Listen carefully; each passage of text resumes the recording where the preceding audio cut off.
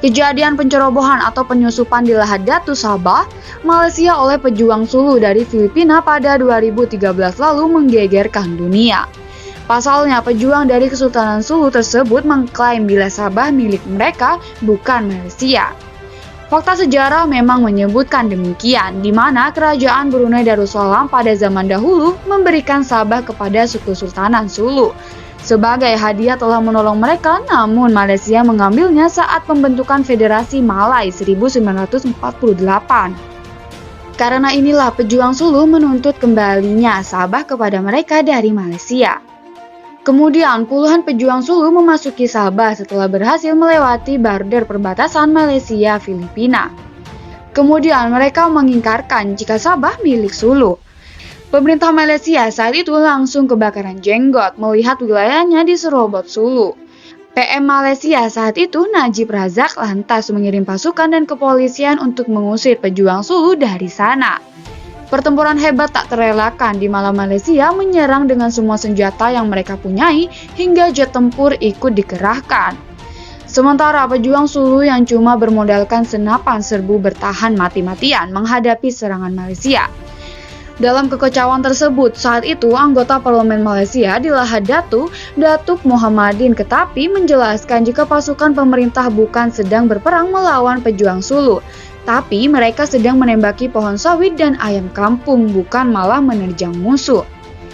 Jadi ada peperangan, konon ditandu datanglah jet pesawat tentara udara di Raja Malaysia.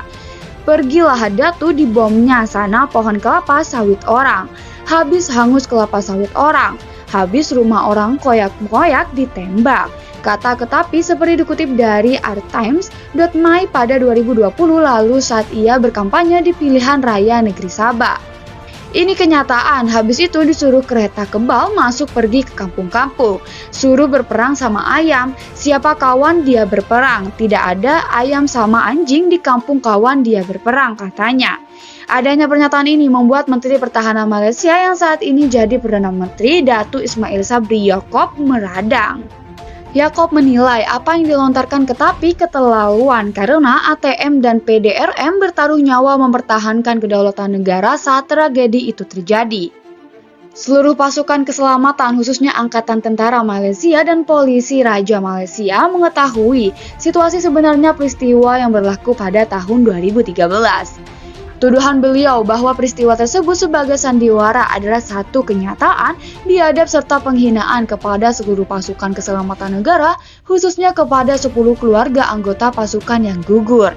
Kata Yaakob seperti dikutip dari artimes.my pada Desember 2020 lalu.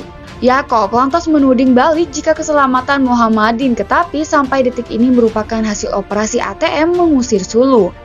Apakah beliau sadar bahwa setiap anggota tentara Malaysia menyabung nyawa untuk mempertahankan kedaulatan tanah Sabah dan bumi Malaysia ini dari serangan pengganas yang menyeberangi lautan dari Pulau Siminul, Filipina agar bumi ini tidak ditakluk?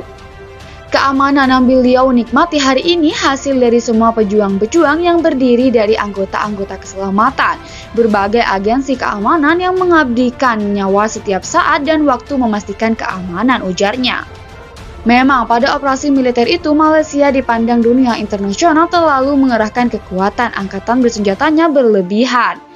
Sebab pejuang Sulu cuma puluhan orang namun dihadapi dengan jet tempur, ribuan prajurit hingga puluhan kendaraan lapis baja angkatan bersenjata Malaysia.